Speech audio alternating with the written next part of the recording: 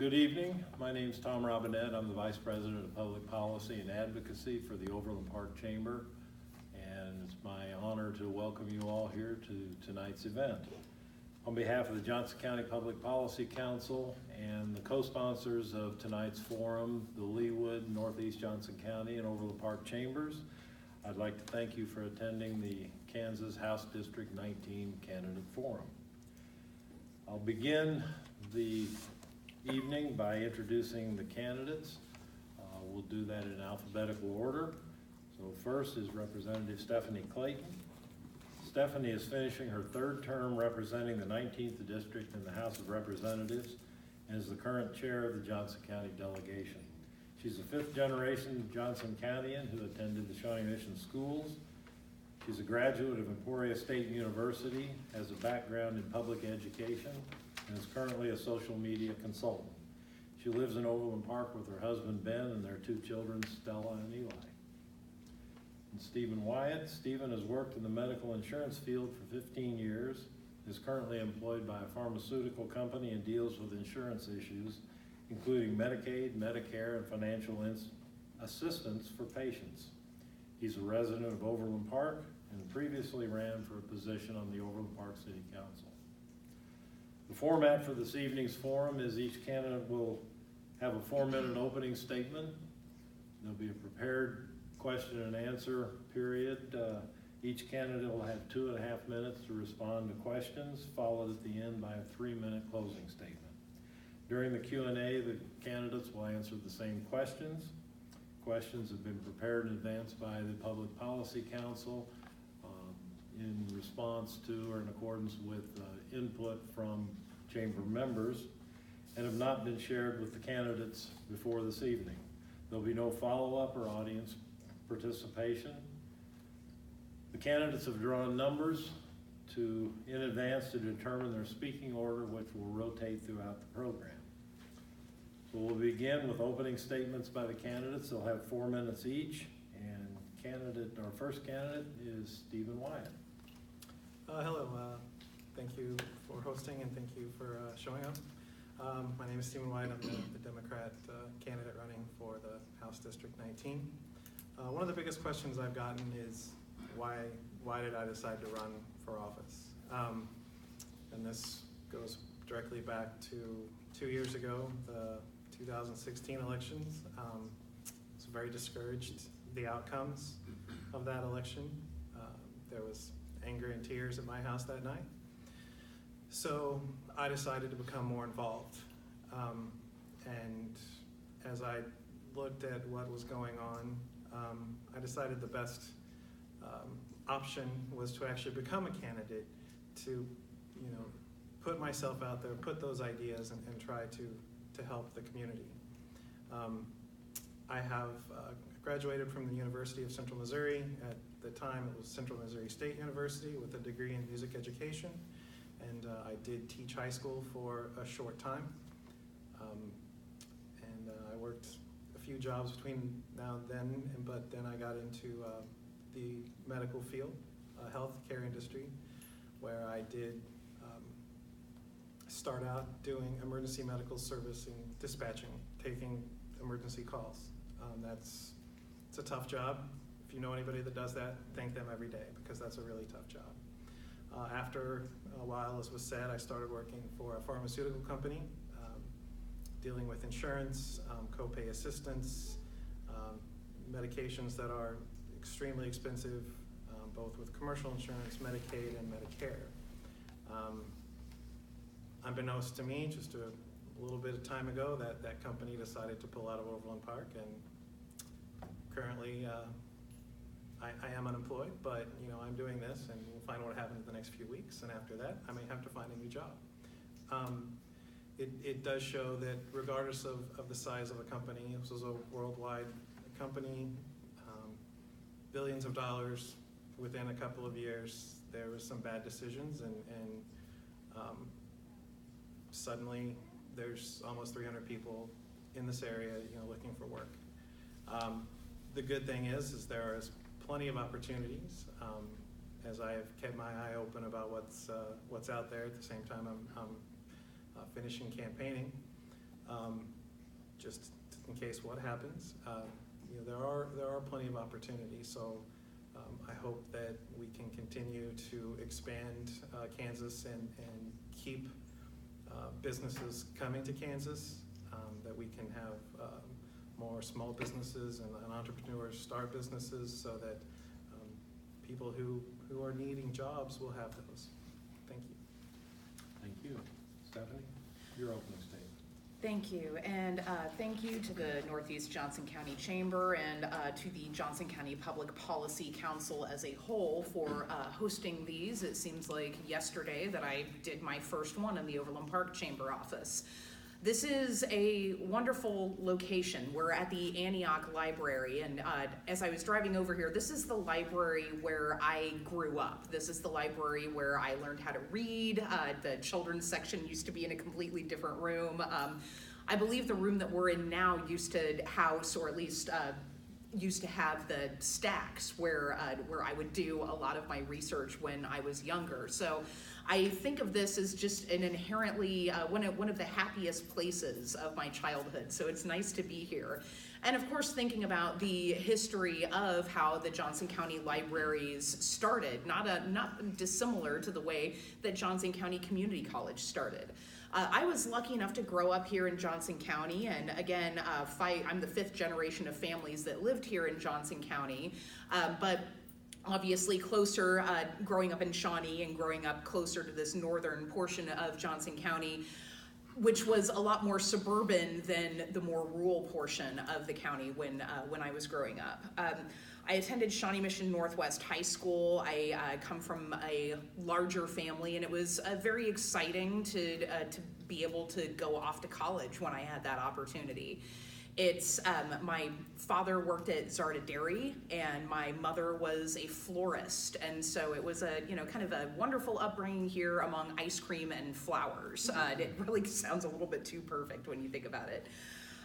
But moving on, when I decided to start my own family, and again located here in Johnson County, I noticed a pretty distinct difference in the way that Shawnee Mission schools were in the early 2000s as opposed to the way that they were when I was attending in the sort of golden age of the Shawnee Mission school district in the 80s and 90s.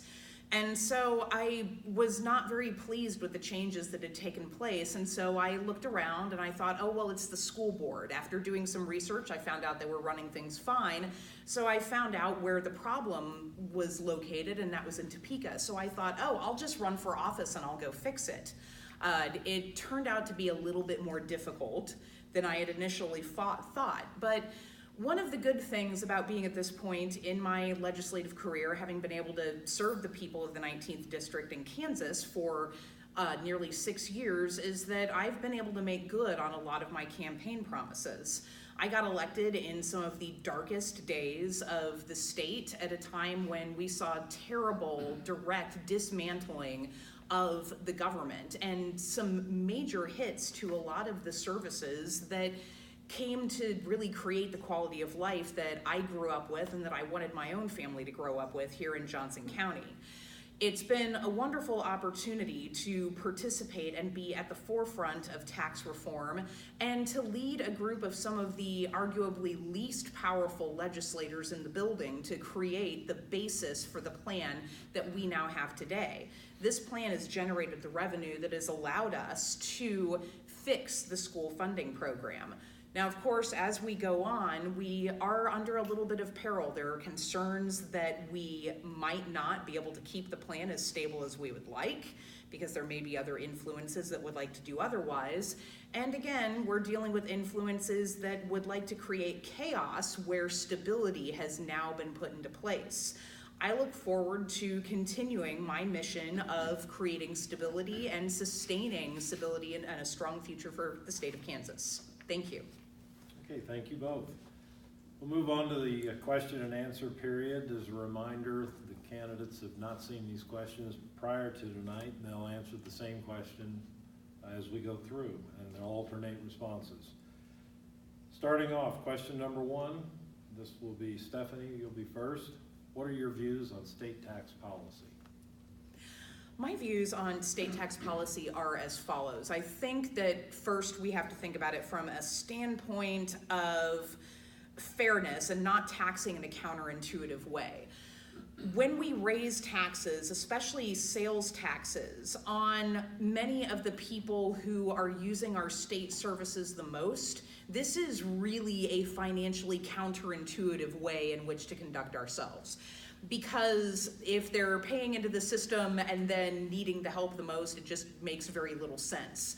A high sales tax also causes a great deal of problems for local businesses in my district because many of the people in the 19th district are quite mobile and can make it just over the state line to make purchases elsewhere that are more financially sustainable for them and their home budgets. And so you sort of have that 1-2 punch where our businesses are being hurt by these high sales taxes and where our citizens are being hurt.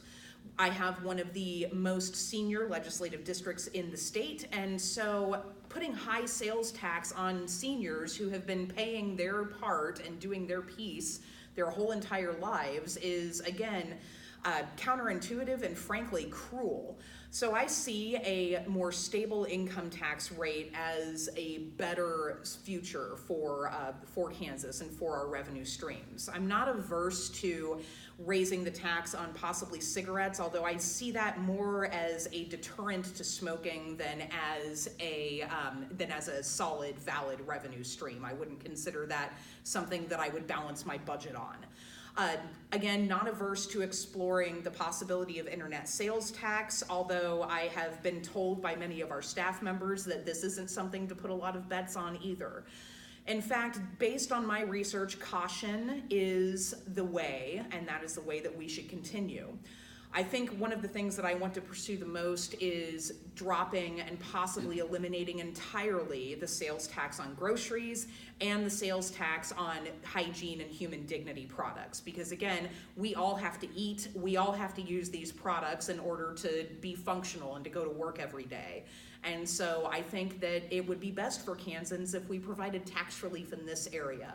I also firmly support keeping the EITC, as well as seeing about more tax relief for homestead and for renters, as well as prescriptions. Thank you.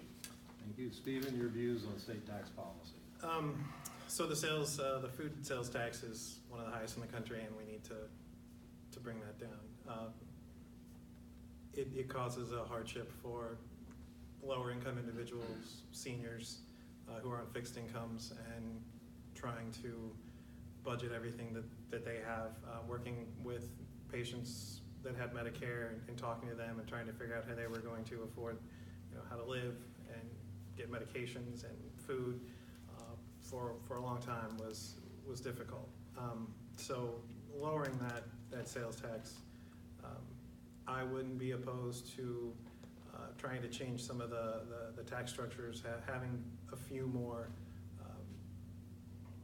classifications so that maybe some of the top earners are paying a bit more, where the lower Kansas doesn't have a lot of, so someone that making $30,000 is going to be paying the same tax rate as someone $60,000. So if we add a few more so that some of the lower income individuals can keep some more of their money, and maybe have where some of the higher earners are paying a little bit more, not too much, but a little bit more to keep that balance.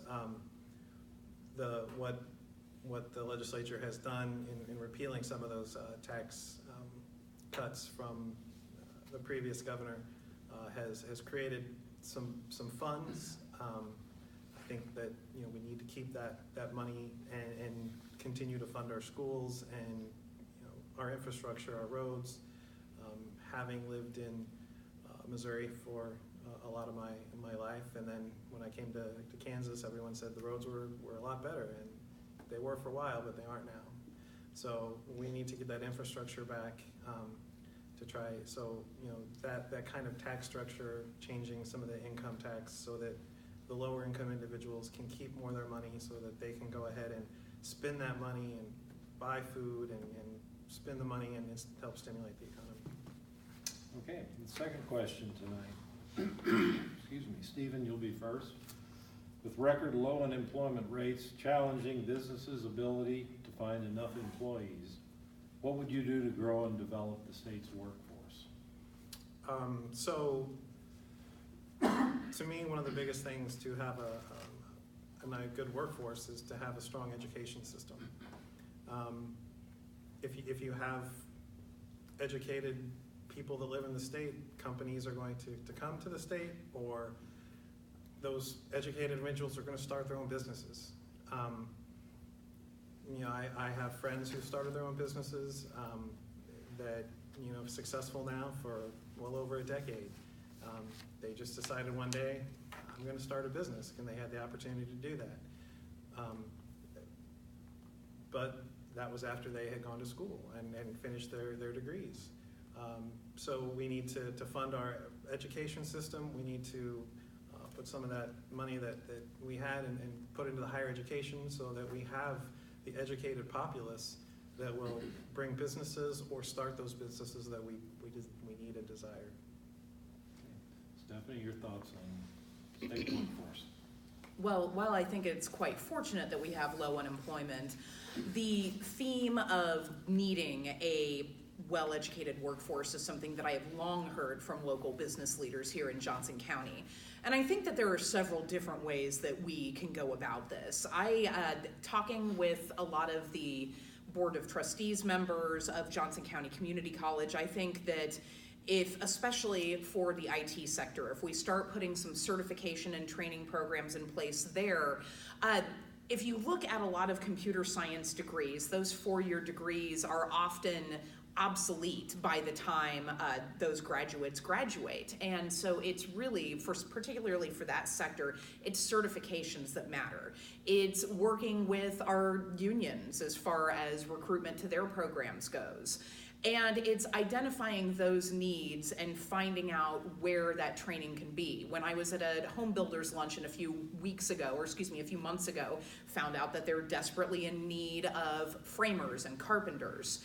And so I think that if we have more of a communication between the business community and those of us who appropriate educational funds, as well as just simply those stakeholders in the educational world, I think we all need to communicate a lot more to find out how those needs can be fulfilled.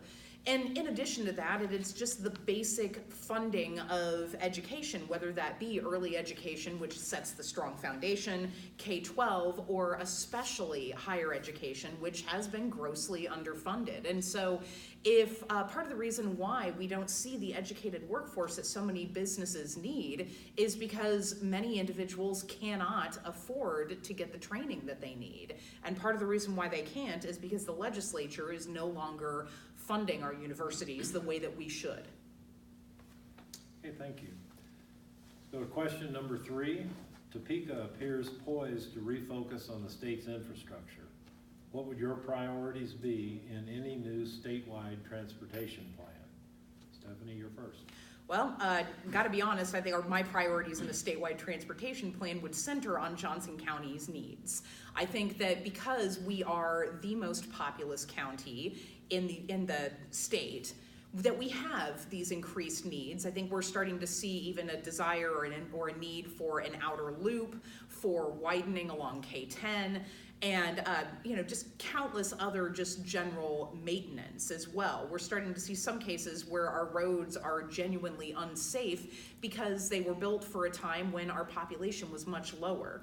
I think that we need to protect the transportation funds. I think that they have been raided, I've seen it, and have voted no on repeated budgets because money has essentially been swept and stolen from the transportation fund in order to shore up an unfunded state budget. So I think that first we need to stabilize those funds. I'm obviously not averse to spending money where it is needed in other parts of the state, but in this case, I am first and foremost a Johnson County legislator. I have said before, and I'll say it again, that I'm not averse to supporting a fuel tax, although that might not be the most sustainable given the way that we're starting to move towards hybrid and electric vehicles. And so that's something that we need to think about, is exactly how sustainable that sort of funding source can be. But I do think putting a lockbox on our Department of Transportation funding is paramount, because it has been swept and stolen from for years and years, and we've seen terrible results as a result of that practice. Stephen? I would reiterate any money that needs to stay within the transportation. The legislature needs to leave that alone so that what can be done. We do need to focus on the most populous counties that have the population. Some of the highways, they're getting kind of bad. We need to make sure that all of our bridges are structurally sound. We've seen some bridges in other areas that have just collapsed. There's an issue in downtown KC right now. They have to redo a bridge. Allotted all that money to redo the bridge, but it's creating a lot of hectic from people trying to get in downtown from North Kansas City. So we need to make sure all the bridges in the state are structurally sound, because some of those bridges haven't been touched since they were first put up several decades ago. It's making sure that we have the good roads that we can expand as the Johnson County and the populous counties continue to grow. We need to make sure that we're thinking long-term and making sure that we can put the roads there so that when those areas do continue to grow, that we don't run into issues of not having congestion, and make sure that all of those issues are taken care of. Okay, next question. And this one is short, but difficult, I think. Stephen, what are your views on funding K-12 education? We need to fund. I'm a former educator. I believe in our education system. I believe that education is the key to creating jobs, creating businesses, bringing good schools, brings families, that will bring companies, that will, those people that start businesses. The funding plan in place is got to go back before the legislature to work out some details on inflation costs. Once that's done, it's adequate funding, but I think we need to make sure that we do more than just adequate for K through 12, get back to funding our higher education as well. But we need to give all of the students, all of the children in the state, the opportunities so that they can excel, that they can go to college or go to vocational school or whatever they might want to do. Or there's some kids, some intelligent, smart individuals that get right out of school and start their own business that don't even go to school. So we need to give everyone the opportunity. So funding our schools is a top priority, making sure that we are adjusting for inflation and making sure that the schools are adequately and everyone gets the education that they deserve. Okay, thank you. Stephanie, K-12 funding. Thank you. I think K-12 funding has been the center of the battle that we've sort of fought for the soul of the state.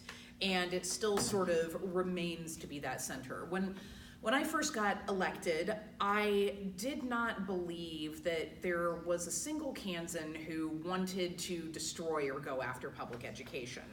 After spending a couple of years in the legislature and seeing and hearing some really messed up stuff, I have come to believe that yes, indeed, public education is under attack.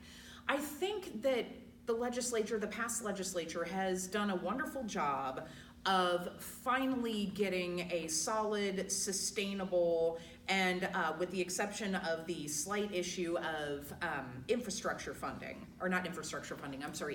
funding, that we have a really solid and sustainable plan set. But a plan is not worth the paper that it is printed on unless it is properly funded. And so if we are not appropriating the funds in order to fund that formula, it is useless.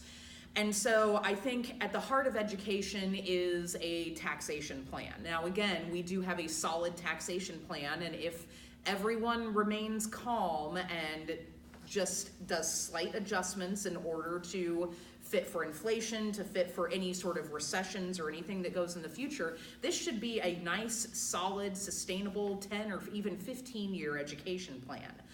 What we're looking at now, though, is an issue of individuals who are talking about sort of a false constitutional crisis. There is no constitutional crisis. We know what we need to do in order to comply with the Constitution, and I think that the legislature is able to do that. I do not support a constitutional amendment. I do not find it necessary. I think that the people have spoken pretty clearly when they elected to retain the justices who held the legislature to our constitutional obligations. And I think that the people will speak fairly clearly again by electing a group of pro-education legislators to continue to do the job that we have done. Okay, thank you. Question number 5. What types of economic development policies would you support to encourage job growth and business expansion in Kansas and attract new companies to the state? Stephanie, you're first. I have the pleasure of sitting on the Commerce, Labor, and Economic Development Committee, and it has been interesting to see all of the different ideas of economic development and the way that people tend to pursue those. Most of our most effective tools I have found are usually municipal tools, and so as I try to do, I try to let local businesses and local chambers and local governments work together to form that type of business recruitment. If we look at Kansas's plans right now, essentially our biggest plan is PEAK. And I think that that does need some adjustments. I think that we are in conversation in regards to that. I've been a strong supporter of the angel investment tax credit, and I think that we've again seen some strong sustaining as far as that is concerned. I also think about not what we would normally think of as our basic economic development tools, but as our education system and investing in higher education as being our largest EcoDevo plan. When I talk to businesses and ask them, how do you recruit people and how do you get them to come to Johnson County? Because I can't imagine someone from back east wanting to just come to Kansas City. We are one of the best kept secrets as far as metropolitan areas are concerned, but it's not for what you might think. It is because, for lack of better terminology, it is nice here. And so I think that as we invest in our local infrastructure, as we invest in education, and as we invest in reasonable public safety plans, I think that we can continue to make this an area where people want to live, work, and raise a family. Thank you. Stephen? So one of the things that we can kind of do two things is Kansas is number 5 in wind energy production. This is renewable energies is if we don't do something within, reports coming out within 12, 15 years, we may not have a planet to worry about. So wind energy, recyclables, that renewable energy, so we're number 5 right now. We can help businesses come that can create manufacturing, replacing those windmills. If you've ever seen them, they're pretty big. They have a lot of parts. There's a lot of manufacturing goes into it. There's more high-tech side of those jobs as well. That would be a great, Johnson County would be a great place for the higher tech. There's a lot of tech companies in Johnson County. So, the state investing in that, we could be the number 1 producer of wind energy. Maybe Texas, but just so they're so big. But we could really move up and be and the state can bring those jobs and help facilitate that. I will reiterate as well, investing in education, having an educated workforce and populace is also a great way to have those businesses and bring that economic development. Okay. 2 more questions. Number 6, Stephen, what are your views on healthcare policy and Medicaid expansion? Well, this is an area that I'm very familiar with, having worked in this area for quite a long time. I am for the expansion of Medicaid. this just for a compassionate reason, but there's a lot of other pro reasons as well. But I have dealt with patients from every state that have those states that expanded Medicaid. Those patients were able to see doctors, get the medications they needed, and those states that don't, like Kansas, those patients aren't getting the medical care. They're not getting medications, and it costs more in the long run because eventually they'll end up in the hospital without insurance, and then all of our premiums go up. We're paying more. It makes logical sense. Expanding Medicaid would bring those federal dollars that we're paying in taxes to the federal government back to Kansas. We've seen that hospitals in some rural areas have been closing down. It would help stimulate those hospitals so that, because again, people, if they have that insurance, they have the Medicaid, they'll be able to go without waiting until the last minute, which is going to cost a lot more money. So it stimulates, and most of the people that would be covered under that expanded Medicaid are working individuals. They work part-time, they work 30 hours, so their job doesn't provide insurance, but they are working. Some of them I've talked to are working multiple jobs. They just don't make enough money to pay for insurance, and their job doesn't offer insurance. This would allow those individuals to get the health care, and again, in the long run, it would cost us all less money because our own premiums, our own deductibles, all of that would not go up every year the way they do. Okay, Stephanie, healthcare policy and Medicaid expansion. Yes, well, I have long been a supporter of Medicaid expansion. For years, we only had the opportunity to just vote on a procedure to possibly bring an amendment up. It has only been recently that the House has been able to vote to support Medicaid expansion, and we fell just a couple of votes short of override. I think that we have the opportunity to take another shot at it again. It sort of depends on who the governor is, if we need to get 63 votes or 84. So we'll just have to figure that out after election night. I think that one of the main reasons why I became a supporter of Medicaid expansion was when I was a brand new legislator and I had a constituent talk to me about insurance issues. And again, she was working 2 jobs, neither of which provided health insurance. And she remarked to me, I would be better off if I just quit both of my jobs and went on welfare. And that's a terrible thing, because while we want to have those benefits available to people, people should not be penalized for working and trying to make something of themselves. We are currently at a situation where if you get sick or get into an accident, if you don't have insurance, that could cause not only the pain of the illness or the accident, but financial ruin. And to have people have that hanging over their head, especially people who are doing what we think is the right thing to do, which is working for a living, is just truly a terrible thing. Now, from a business standpoint too, I've been hearing a great deal from our local hospitals and healthcare facilities about how much they need this for their business standpoint. So thinking about it from a fiscally conservative standpoint, where it is a pro-business decision, it is a lower cost decision for people to seek preventative medication than it is for them to go into the emergency room when they are very, very ill. And frankly, it's just the decent and human thing to do and support. Okay, thank you. Last question. What are your views with respect to access and affordability of public higher education in Kansas? Stephanie, you start.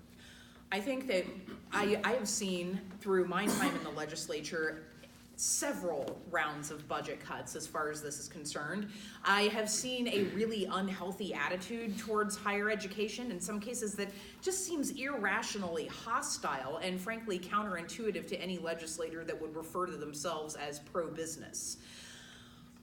I do not think that higher education has been funded by the state at the level that it was when I was young, and it most definitely is not funded at the level that it was when people my parents' age were young.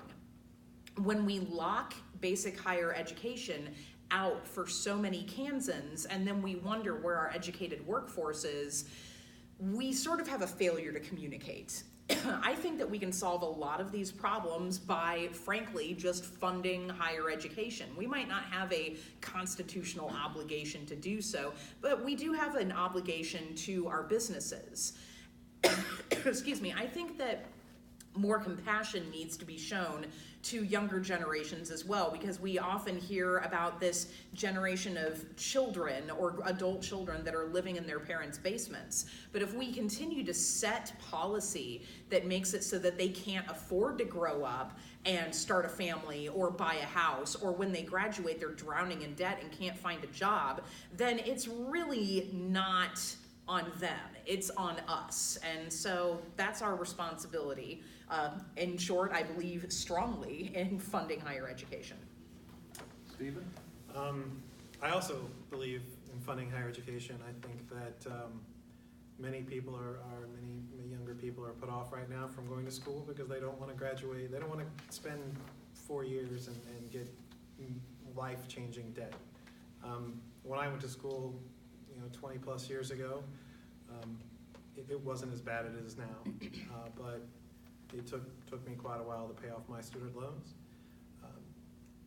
But now, when I talk to students in school and they're telling me how much they're taking out for 1 year is what I spent in 3 years. So Kansas can do a better job in funding higher education so that our students don't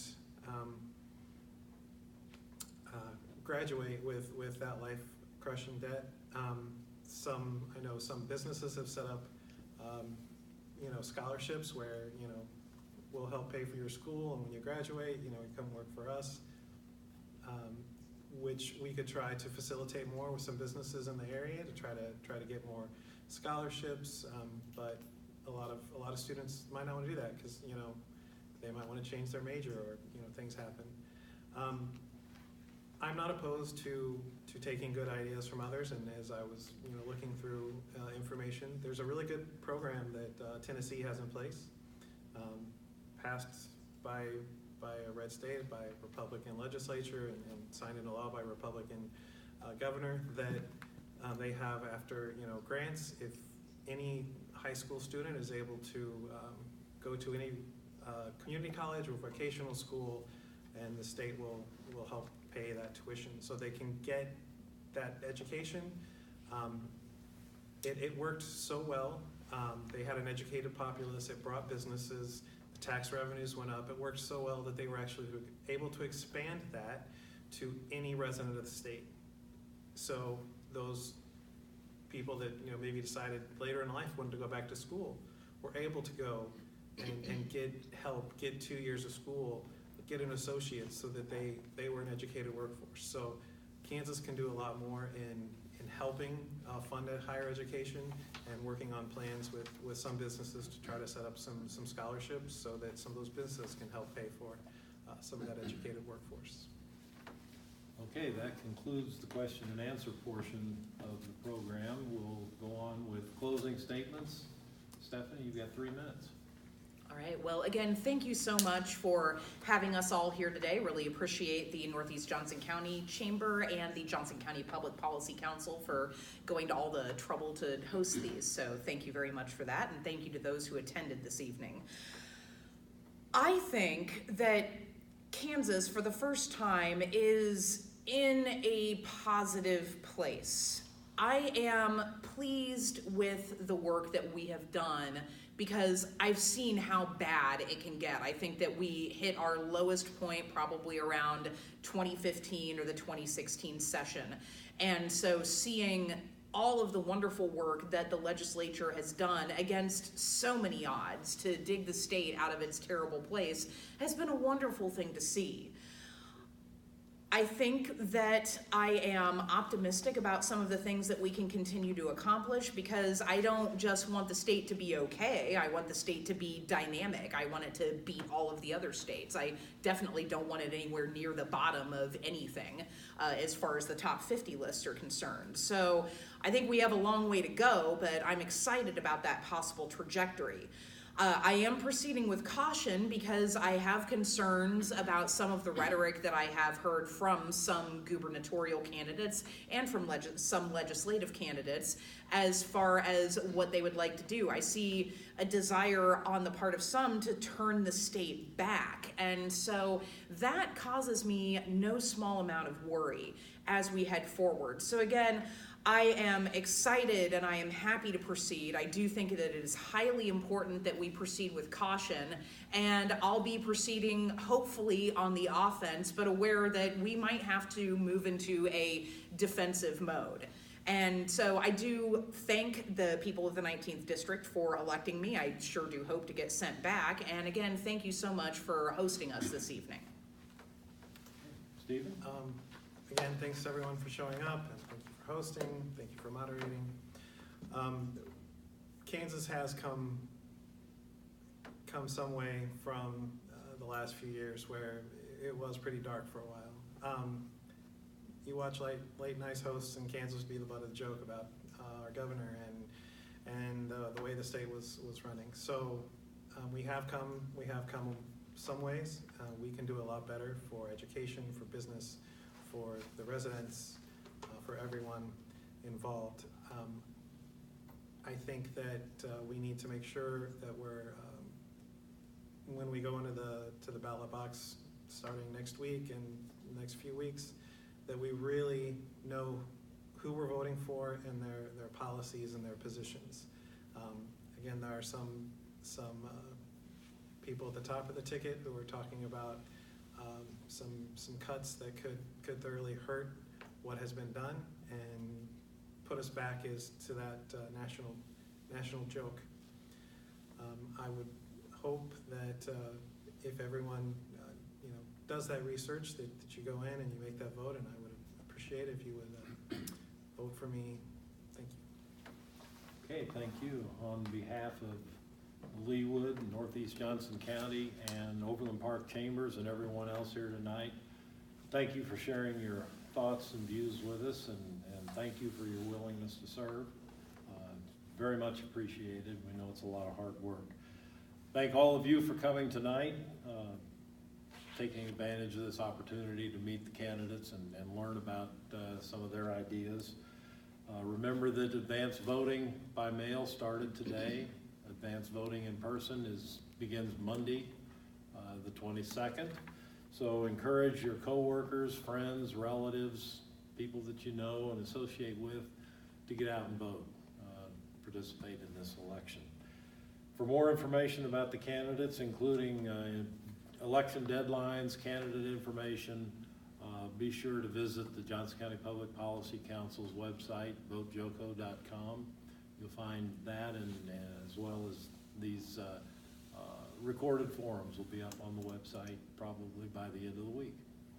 With that, we are adjourned. Thank you very much.